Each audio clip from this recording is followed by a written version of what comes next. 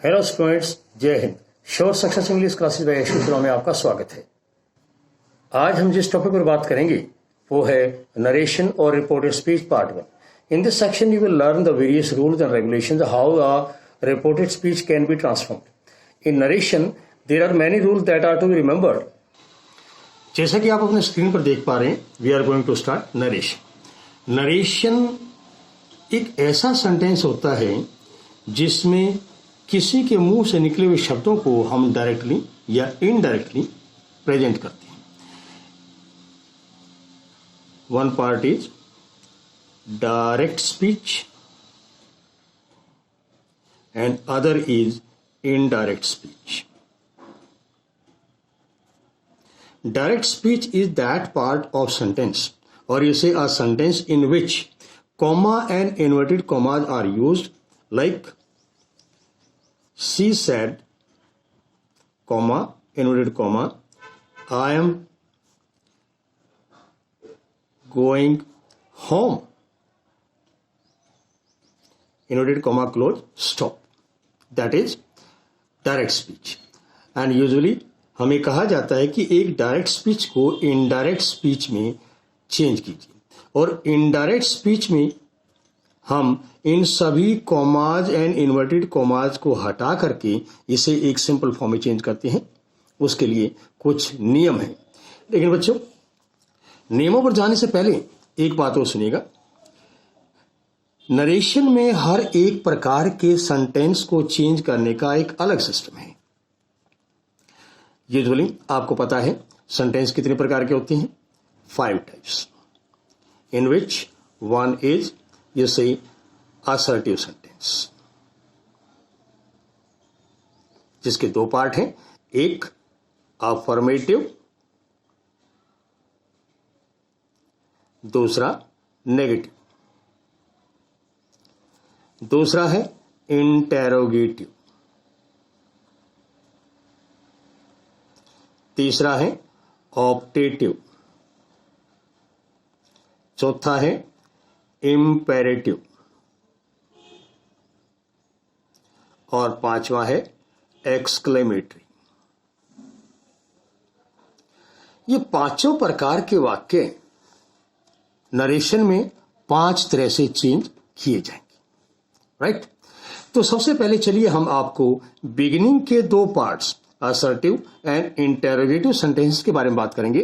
What kind of changes are to be made in a sentence to make it indirect speech? All right. So have a look over this sentence. Manu said to Rani, comma, inverted comma, we have broken your slate, inverted comma, close, and full stop. ऐसा कोई भी वाक्य जिसके and में full stop आता है वो normally assertive या अफर्मेटिव कहलाता है। या दूसरा वाक्य देखिए, Rahul said to Aman, comma, inverted comma, where are you living in city, question mark, inverted comma, close। ये जिस वाक्य के एंड में क्वेश्चन मार्क होता है उसे कहते हैं इंटेरोगेटिव सेंटेंस। अब बात आती है इनको इनडायरेक्ट में चेंज कैसे किया जाए।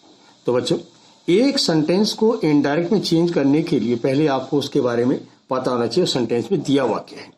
देखिए, मान लीजिए ये एक वाक्य है, Rahul said to Aman, where are you living in the city. इसमें जब भी कभी हम डायरेक्ट से इनडायरेक्ट में चेंज करते हैं तो हमें 5 चेंज करनी पड़ती है। वो 5 चेंज क्या है? पहली चेंज है change of said to, change of said to. दूसरी चेंज है removal of comma, inverted comma. तीसरी चेंज है चेंज ऑफ टेंस। चौथी चेंज है चेंज ऑफ प्रोनाउन। पांचवी चेंज है change of nearness showing words into farness showing words. ये 5 चीजें बदलनी पड़ती हैं। अब ये पांचों चीजें सेंटेंस में कहां कहां कैसे कैसे होती है देखिएगा। एक सेंटेंस है Rani said to Raj comma inverted comma I am waiting for you here inverted comma close. अब इस सेंटेंस में सबसे पहली चेंज यहां की जाएगी, दूसरी चेंज यहां की जाएगी, तीसरी चेंज ये प्रोनाउन है ये बदले जाएंगे। प्रोनाउन पूरे सेंटेंस में कितने प्रोनाउन हो सारे चेंज किए जाएंगे। चौथी चेंज आपको टेंस चेंज करना है और पांचवी चेंज नजदीकी दिखाने वाले शब्दों को दूरी दिखाने वाले शब्दों में चेंज करना है। अब देखिएगा सबसे पहली चेंज सेड टू। पहली चीज सेड टू के स्थान पर आपको क्या क्या मिल सकता है। हमें सेड मिल सकता है, सेड टू मिल सकता है, से टू मिल सकता है, सेज टू मिल सकता है, सेज सेज और विल से मिल सकते हैं। इतने सारे वर्ड हमें सेड टू की जगह पर मिल सकते हैं और इनका चेंज करना डिपेंड करता है रिपोर्टेड स्पीच पर। अगर रिपोर्टेड स्पीच आपका असर्टिव सेंटेंस हो, क्या हो असर्टिव सेंटेंस, तो सेड को जब चेंज करेंगे तो सेड का सेड रहेगा, सेड टू का टोल्ड हो जाएगा, से टू का टेल हो जाएगा, सेज टू का टेल्स हो जाएगा। लेकिन से सेज विल से जो प्रेजेंट और फ्यूचर के हैं ये सेम रहते हैं, नो चेंज, इनमें परिवर्तन नहीं होता क्योंकि वो प्रेजेंट और फ्यूचर के हैं। और इतना ही नहीं, इसके अलावा रिपोर्टेड स्पीच में दिया गया टेंस भी नहीं बदलेगा, टेंस भी नहीं बदलेगा। Right, good. लेकिन अगर रिपोर्टेड स्पीच इंटेरोगेटिव सेंटेंस हो तो उस समय, अगर रिपोर्टेड स्पीच क्या हो इंटेरोगेटिव सेंटेंस हो तो उस समय ये सेड आस्क्ड में चेंज होगा, सेड टू भी आस्क्ड में चेंज होगा, से टू आस्क में चेंज होगा, सेज टू आस्क्स में चेंज होगा। लेकिन अगर इन तीनों में से कोई हो तो वो नो चेंज रहेगा और उसी प्रकार से जो दिया गया टेंस भी नहीं बदलेगा वो भी इसमें अप्लाई होगा। Right students, this was how the first rule is to be changed. Now let you move towards your second. Second is removal of comma inverted comma, comma and inverted comma. Right, ये भी depend करता है आपके reported speech पे। अगर reported speech एक assertive sentence, simple sentence, तो comma inverted comma की जगह पर आप लगाएंगे दैट। लेकिन अगर रिपोर्टेड स्पीच इंटेरोगेटिव हो तो उस समय कॉमा इन्वर्टेड कॉमा के स्थान पर आप लगाएंगे इफ। राइट, बट अगर इंटेरोगेटिव सेंटेंस की बिगिनिंग WH वर्ड से होती हो, WH means what, when, where, why, who, whose, which, how जैसे शब्दों से इंटेरोगेटिव सेंटेंस की बिगिनिंग हो तो उस समय इफ नहीं लगाया जाएगा, ये WH ही इफ की जगह पर लगा रहेगा। Got it? Good. Now let you move towards third change. Third change is pronoun change. Pronoun change में बच्चों एक पर्टिकुलर रूल चलता है जिसे हम कहते हैं SON। S का अर्थ है सब्जेक्ट, ओ का अर्थ है ऑब्जेक्ट और एन का अर्थ है नो चेंज। 1 2 3, यहां 1 का मीनिंग है फर्स्ट पर्सन, 2 का मीनिंग है सेकंड पर्सन और 3 का मीनिंग है थर्ड पर्सन प्रोनाउन। क्या है? प्रोनाउन। अब देखिएगा सब्जेक्ट और ऑब्जेक्ट क्या है। यहां देखिए जो आपकी रिपोर्टिंग हमने लिखी थी उसमें रानी सेड टू राज, इसमें पहला पार्ट जो गिवन है जिसे हम रिपोर्टिंग वर्ब कहते हैं, इसके काम करने वाले को सब्जेक्ट कहते हैं और इसके जिसके लिए काम किया या जिसको कुछ कहा गया उसे ऑब्जेक्ट कहते हैं। ये यहां जो सब्जेक्ट एंड ऑब्जेक्ट हैं, ये वाले जो सब्जेक्ट और ऑब्जेक्ट आपको बताए गए, ये सेंटेंस के ये पार्ट है जो अभी आपको बताए गए, राइट। उसके बाद जो ये first second third person pronouns हैं, ये प्रोनाउंस आपके रिपोर्टेड स्पीच के होते हैं, ये इसके होते हैं रिपोर्टेड स्पीच के, राइट। तो इस रिपोर्टेड स्पीच में यहां से लेकर यहां तक जितने भी प्रोनाउन आएंगे आप उन्हें इस रूल के अकॉर्डिंग चेंज करेंगे। अब देखिए फर्स्ट पर्सन में कौन कौन से आते हैं। फर्स्ट पर्सन में 6 वर्ड हैं, I, my, me, we, our, us. Second person में 3 वर्ड हैं, यू, योर, यू।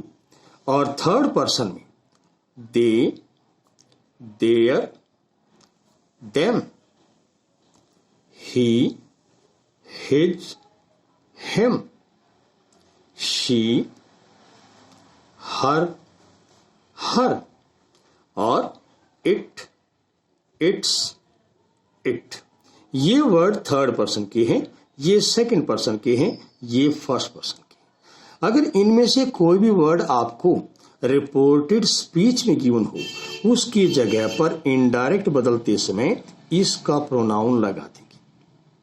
अगर इनमें से कोई गिवन हो तो उनकी जगह रिपोर्टिंग वर्ब के ऑब्जेक्ट का प्रोनाउन लगा देंगे। एंड थर्ड पर्सन में से किसी का कोई वर्ड गिवन है तो उनकी जगह कोई परिवर्तन नहीं किया जाएगा, वो एज इट इज यूज किए जाएंगे। Right children, good. अब है फोर्थ चेंज जो है टेंस चेंज। टेंस चेंज में क्या होता है, हर एक प्रेजेंट टेंस को पास्ट में बदल दिया जाएगा, राइट। जैसे फर्स्ट, अगर आपको वर्ब की फर्स्ट फॉर्म गिवन है, उसके साथ एस या एस लगे हुए हैं, तो आप इनडायरेक्ट में इसकी सेकंड फॉर्म कर देंगे। अगर आपको डू नॉट या डज नॉट में से कोई एक दिया हुआ है, डू नॉट या डज नॉट में से कोई एक दिया हुआ है फर्स्ट फॉर्म के साथ, तो उसे डिड नॉट के साथ फर्स्ट फॉर्म में बदल देंगे। अगर आपको डू या डज क्वेश्चन मार्क वाले वाक्य के साथ आए हैं तो इनडायरेक्ट में क्वेश्चन मार्क हट जाएगा और सेकंड फॉर्म से वाक्य बनाया जाएगा। ये प्रेजेंट इंडेफिनिट, प्रेजेंट इंडेफिनिट। अगर आपको इज एम आर में से कोई दिया हुआ होगा और उसके साथ मिलेगा आपको फर्स्ट फॉर्म के साथ आईएनजी, तो इनडायरेक्ट में ये बन जाएगा वॉज या वर के साथ फर्स्ट फॉर्म आईएनजी।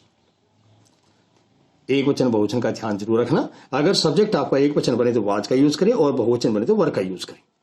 और अगर इनके साथ नोट दिया होगा तो नोट यहीं पर प्रयोग किया जाएगा जहां नोट होगा, राइट। ये है प्रेजेंट कॉन्टिन्यूअस। तीसरा, अगर आपको हैज या हैव में से कोई एक दिया हुआ हो थर्ड फॉर्म के साथ, तो इनडायरेक्ट स्पीच में वो हैड के साथ थर्ड फॉर्म में चेंज हो जाएगा। अगर इसके साथ नोट है तो नोट हैज हैव के साथ मिलेगा, वो हैड के साथ लगा रहेगा। लेकिन इंटेरोगेटिव केसेस के अंदर हैज हैव या इज एम आर सेंटेंस में सब्जेक्ट से पहले मिलेंगे तो ये इनडायरेक्ट में सिंपल वाक्य बनेगा और हेल्पिंग वर्ब के साथ नोट यूज किया जाएगा। ये है प्रेजेंट परफेक्ट, राइट। अगर आपको हैज बीन या हैव बीन में से कोई एक दिया हुआ हो फर्स्ट फॉर्म आईएनजी के साथ, तो आप उसे इनडायरेक्ट में हैड बीन के साथ फर्स्ट फॉर्म आईएनजी में ही कन्वर्ट करेंगे. This is present perfect continuous.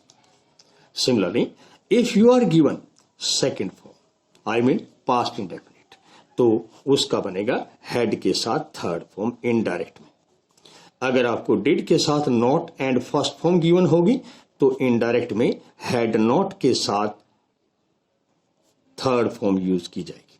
और अगर ये इंटेरोगेटिव में होगा डिड के साथ फर्स्ट फॉर्म, तो डायरेक्ट हैड के साथ थर्ड फॉर्म यूज की जाएगी, क्योंकि इनडायरेक्ट स्पीच कभी भी इंटेरोगेटिव नहीं होती. So this is about your past indefinite. Then अगर आपको गिवन हो वॉज या वर के साथ फर्स्ट फॉर्म आईएनजी, इनडायरेक्ट में वो बन जाएगा हैड बीन के साथ फर्स्ट फॉर्म आईएनजी. नोट होगा तो इनके साथ लगा रहेगा और हेल्पिंग वर्ब में भी नोट वहीं पर लगेगा. So this is about past continuous. Then if you are given any modal, अगर आपको कोई मॉडल गिवन है, जैसे आपको गिवन है मे, कैन, शैल, विल, तो मे का बनेगा माइट इनडायरेक्ट स्पीच में, कैन का बनेगा कुड इनडायरेक्ट स्पीच में, शैल और विल दोनों का बनेगा वुड इनडायरेक्ट स्पीच में. लेकिन अगर रिपोर्टेड स्पीच की शुरुआत लेट वर्ड से होती हो तो उस समय शैल को शुड में चेंज किया जाएगा. लेट अस गिवन हो तो वहां वी शुड हो जाएगा, राइट. या अगर आपको मस्ट गिवन हो तो वो हैड टू में कन्वर्ट हो जाएगा. इन सबके साथ वर्ब की फर्स्ट फॉर्म आती है और फर्स्ट फॉर्म ही यूज की जाएगी, right. This is about the model change. अब बारी आती है बच्चों फिफ्थ चेंज, पांचवी चेंज. पांचवी चेंज क्या थी? नजदीकी दिखाने वाले शब्दों को दूरी दिखाने वाले शब्दों में चेंज किया जाए. वो क्या होगा? अगर आपको दिया हो दिस तो दिस को कर देंगे दैट. अगर आपको दिया हो दीज तो दीज का हो जाएगा दोज. अगर आपको दिया हो हेयर तो वो बनेगा देयर. अगर आपको दिया हो नाउ तो वो बनेगा देन. अगर आपको दिया हो टुडे वो बन जाएगा that day. If you are given tomorrow, that become the next day. If you are given yesterday, that become the previous day. If you are given last week, last month, last year, whatever is, that become the previous month, the previous year, whatever is given to the same. If you are given the next day, that will change in the following day. So children, this was about how a direct speech can be changed into indirect speech. I hope आपको ये सभी rules पसंद आए होंगे and in future by using them you can do them. Right? अगर ये video आपको पसंद आया हो तो इसको लाइक करें, शेयर करें और सब्सक्राइब करें. सब्सक्राइब अवश्य कर लें ताकि आपको अगली अपडेट समय पर मिल सके और आप इसे आसानी से तैयार कर सकें. जय हिंद.